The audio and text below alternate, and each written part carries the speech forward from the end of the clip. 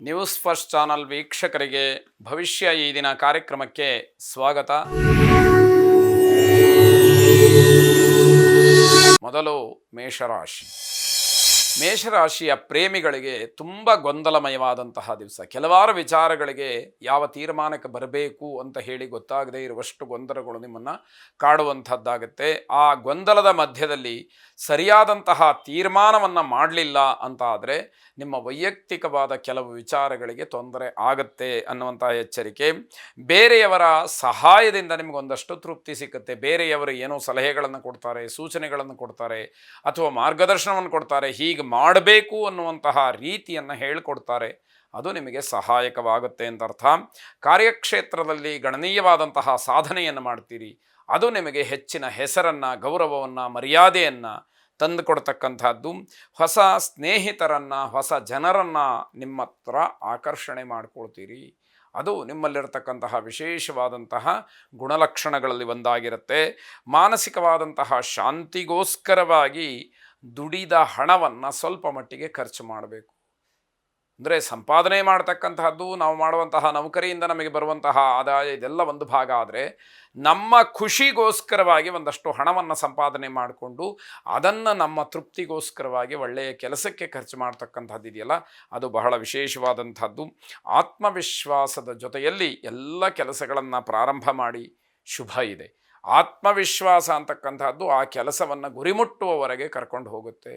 ಆತ್ಮವಿಶ್ವಾಸವೇ ಇಲ್ಲದೆ ಇದ್ದರೆ ಆ ಕೆಲಸವನ್ನು ಮಾಡಿ ಪ್ರಯೋಜನ ಇಲ್ಲ, ಅದರ ಗುಣಮಟ್ಟವೂ ಇರುವುದಿಲ್ಲ, ಜೊತೆಗೆ ತಾನು ಮಾಡಿದಂತಹ ಕೆಲಸಕ್ಕೆ ಸಮಾಧಾನವೂ ಕೂಡ ಸಿಕ್ಕದೇ ಇರುವ ಹಾಗಾಗತ್ತೆ.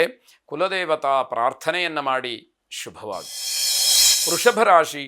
ಹಳೆಯ ಒಂದಷ್ಟು ನೆನಪುಗಳು, ಹಿಂದೆ ನಡೆದಂತಹ ಕೆಲವು ಘಟನೆಗಳು ನಿಮ್ಮ ಮನಸ್ಸಿಗೆ ಬಂದು ಅದರಿಂದ ಸಂತೋಷವಾಗುತ್ತೆ. ಹಿಂದೆ ಯಾವುದೋ ಒಂದು ಸಂದರ್ಭವನ್ನು ಜ್ಞಾಪಿಸ್ಕೊಳ್ತೀರಿ, ಅದು ನಿಮಗೆ ಖುಷಿಯನ್ನು ಕೊಡ್ತಾ ಹೋಗುತ್ತೆ.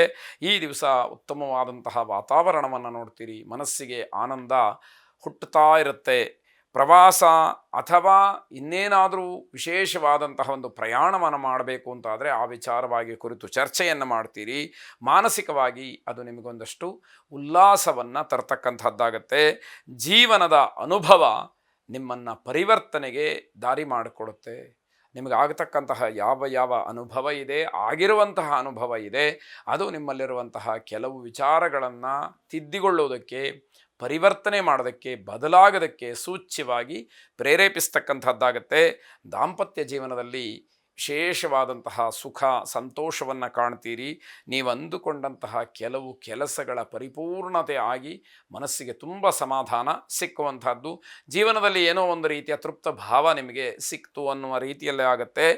ಗಣಪತಿಯನ್ನು ಪ್ರಾರ್ಥನೆ ಮಾಡಿ, ಗಣಪತಿಯ ಅನುಗ್ರಹವನ್ನು ಪಡ್ಕೊಳ್ಳಿ. ಎಲ್ಲವೂ ಕೂಡ ನಿರ್ವಿಘ್ನವಾಗಿ ನಡೆಯಲಿ. ಶುಭವಾಗಿ. ಮಿಥುನ ರಾಶಿ. ಮನಸ್ಸಿನಲ್ಲಿರ್ತಕ್ಕಂತಹ ಕೆಲವೊಂದಷ್ಟು ವಿಚಾರಗಳನ್ನು ಬೇರೆಯವರ ಜೊತೆಯಲ್ಲಿ ಹಂಚಿಕೊಳ್ಳಬೇಕು. ಅದು ಸ್ನೇಹಿತರ ಜೊತೆಯಲ್ಲಿ ಹಂಚಿಕೊಳ್ಳುವಂಥದ್ದನ್ನು ಹಂಚಿಕೊಳ್ಬೇಕು.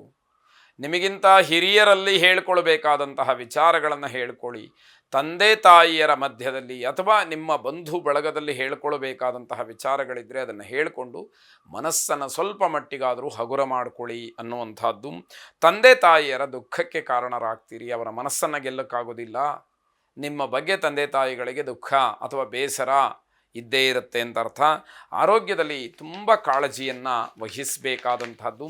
ಆ ಕಾಳಜಿ ಇದ್ದರೆ ಮಾತ್ರ ನಿಮ್ಮ ಆರೋಗ್ಯ ಸರಿಯಾಗ್ತಕ್ಕಂಥದ್ದು, ಇಲ್ಲದೇ ಇದ್ದರೆ ತೊಂದರೆಯನ್ನು ಅನುಭವಿಸ್ತೀರಿ.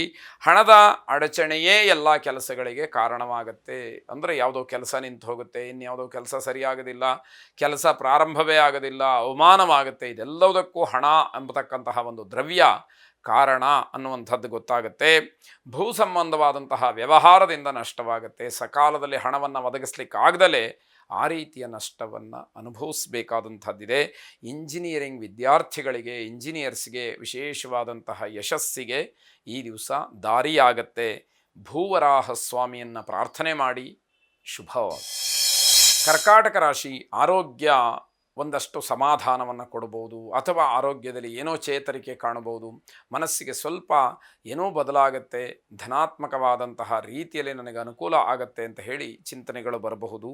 ದೀರ್ಘಕಾಲದ ಆಲೋಚನೆಗಳಿಂದ ಮನಸ್ಸಿಗೆ ಅನುಕೂಲವಾಗುತ್ತೆ. ಅಂದರೆ ಮುಂದಿನ ದಿನಮಾನಗಳನ್ನು ಮನಸ್ಸಿನಲ್ಲಿ ಇಟ್ಟುಕೊಂಡು ಅದಕ್ಕನುಗುಣವಾಗಿ ಆಲೋಚನೆಗಳನ್ನು ಮಾಡಿ ಬೇಕಾದಂತಹ ಇವತ್ತಿನ ವ್ಯವಸ್ಥೆಯನ್ನು ಮುಂದಕ್ಕೂ ಆಗುವಂತೆ ಮಾಡಿಕೊಂಡಾಗ ಸಮಾಧಾನ ಸಿಕ್ಕುವಂಥದ್ದಾಗತ್ತೆ. ಸ್ನೇಹಿತರ ಮಿಲನದಿಂದ, ಸ್ನೇಹಿತರ ಸಮಾಗಮದಿಂದ, ಸ್ನೇಹಿತರನ್ನು ಭೇಟಿಯಾಗೋದ್ರಿಂದ ಒಂದಷ್ಟು ನಿಮ್ಮ ಕೆಲಸಗಳಿಗೆ ಅನುಕೂಲವಾಗುತ್ತೆ. ಜೊತೆಗೆ ಅವರ ಸಲಹೆ ನಿಮಗೆ ಆಗುವಂತಹ ತಪ್ಪನ್ನು ತಪ್ಪಿಸುತ್ತೆ ಅಂತ ಹೇಳಬೇಕು. ನಿಮ್ಮ ಅಮೂಲ್ಯವಾದಂತಹ ಸಮಯವನ್ನು ಯಾವುದೇ ಕಾರಣಕ್ಕೂ ವ್ಯರ್ಥ ಮಾಡಬೇಡಿ. ಕಳೆದಂತಹ ಸಮಯ ಮತ್ತೆ ಸಂಪಾದನೆ ಮಾಡಲಿಕ್ಕೆ ಆಗದೇ ಇರತಕ್ಕಂಥದ್ದಾಗತ್ತೆ. ವೃತ್ತಿಯಲ್ಲಿ ಹಿನ್ನಡೆಯಾಗೋದ್ರಿಂದ ಲಾಭವನ್ನು ಕಳ್ಕೊಳ್ತೀರಿ. ಹಾಗಾಗಿ ಅದನ್ನು ಸರಿಯಾದಂತಹ ರೀತಿಯಲ್ಲಿ ಗಮನಿಸಿ ಮುಂದುವರಿಬೇಕಾಗತ್ತೆ. ದೂರದ ಪ್ರವಾಸದ ಯೋಜನೆಯನ್ನು ಹಾಕ್ಕೊಳ್ತೀರಿ. ಮುಂದಿನ ದಿನಮಾನದಲ್ಲಿ ಎಲ್ಲೋ ದೂರ ಪ್ರಯಾಣವನ್ನು ಮಾಡಬೇಕು, ವಿದೇಶಕ್ಕೆ ಪ್ರಯಾಣ ಮಾಡಬೇಕು, ಇವೆಲ್ಲ ಆಲೋಚನೆಗೆ ಬರಬಹುದು ಅನ್ನುವಂತಹ ಅರ್ಥ. ಲಕ್ಷ್ಮೀ ಮಂತ್ರವನ್ನು ಪಠನೆ ಮಾಡಿ ಅಥವಾ ಶ್ರವಣ ಮಾಡಿ. ಶುಭವಾಗಲಿ.